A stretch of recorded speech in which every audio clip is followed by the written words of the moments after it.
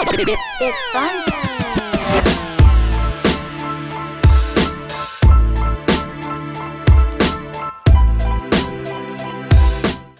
Quando no dia 27 de janeiro de 2018 foi constatado que DeMarcus Cousins ficaria fora do resto da temporada, o sentimento em torno do New Orleans Pelicans era de desolação.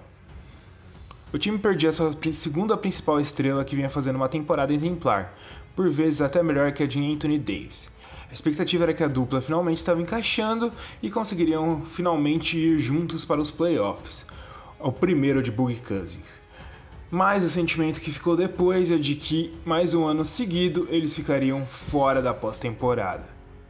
Na época, o time do Pelicans tinha 27 vitórias e 21 derrotas. O time acabou se perdendo por um tempo, acumulando 5 derrotas nos 6 jogos seguintes. Entretanto, a magia aconteceu. Após o fim da temporada regular, o time de Anthony Davis terminou com 48 vitórias e 34 derrotas na sexta colocação. E mais, nesta primeira rodada dos playoffs, o time foi o único a conseguir varrer o seu adversário.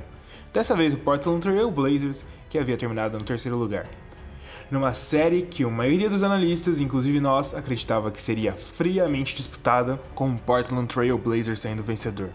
Mas o que faz o New Orleans Pelicans de tão especial? O primeiro elemento é ter o melhor jogador de garrafão da liga. Não adianta Embiid, Towns, Jokic e Porzingis espernearem. Anthony Davis é de um nível superior.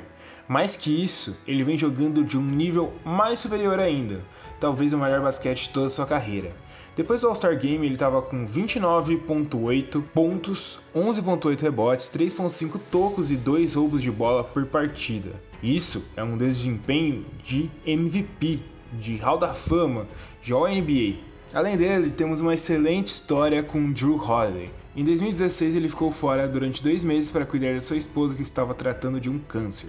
Voltou, conseguiu um contrato de 126 milhões de dólares por 5 temporadas nessa off-season e, por mais que seja alto, conseguiu demonstrar em quadra que ele realmente merecia esse contrato. Vem tendo a melhor temporada de toda a sua carreira, com 19 pontos por jogo, 6 assistências e 4,5 rebotes. Além dele, 2 contratações que foram feitas para tentar consertar o buraco da saída de DeMarcus Cousins chamam a atenção.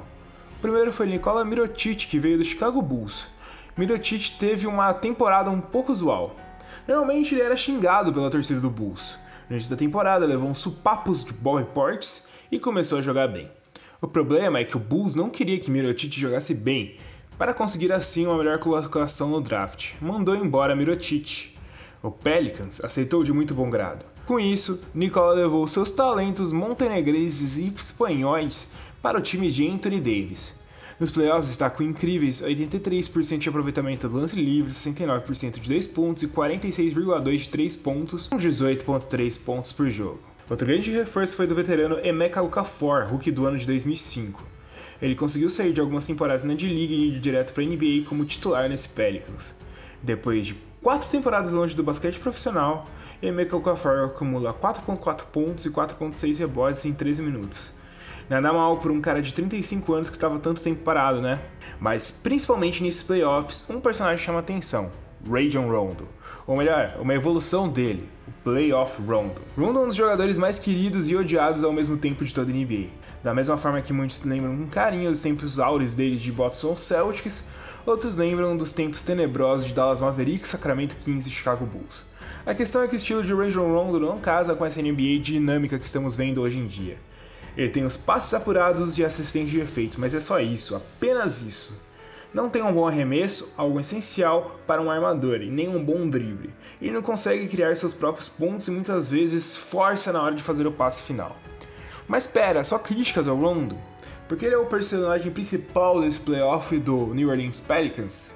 Então, assim como o Goku se transforma em Super Saiyajin e o Freeza chega à forma perfeita, Rajon Rondo revela uma espécie de instinto superior nos playoffs e transforma em Playoff Rondo.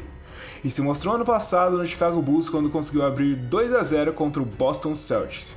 Mas ele se lesionou e não conseguiu mais contribuir. Nesses 2 jogos foram 11,5 pontos, 10 assistências e 8,5 rebotes de média. Parecia a princípio um lapso de genialidade, mas nessa primeira rodada dos playoffs com o New Orleans Pelicans, a gente percebe que isso não é um lapso, é uma característica de Rajon Rondo. Na varrida contra os Blazers, ele mostrou mais uma vez sua força com 11.3 pontos, 13.3 assistências e 7.5 rebotes por jogo. Não é o mesmo jogador de uma temporada regular, é como se trocasse completamente os corpos, como se fossem dois gêmeos, o Rondo bom e o Rondo mal. O bom só aparece nos playoffs e passa a decidir as partidas com o duo com Anthony Davis. Aqui pergunta que fica, o Pelicans vai ser campeão da NBA? Muito provável que não.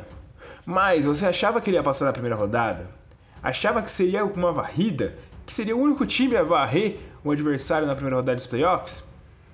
A única coisa que eu sei é que eu passei a não duvidar mais do time mais legal desses playoffs. E aí, você concorda comigo? Deixe seu comentário, deixe seu like, se inscreve no nosso canal. Fala sua opinião pra gente. A gente se vê por aí. Falou!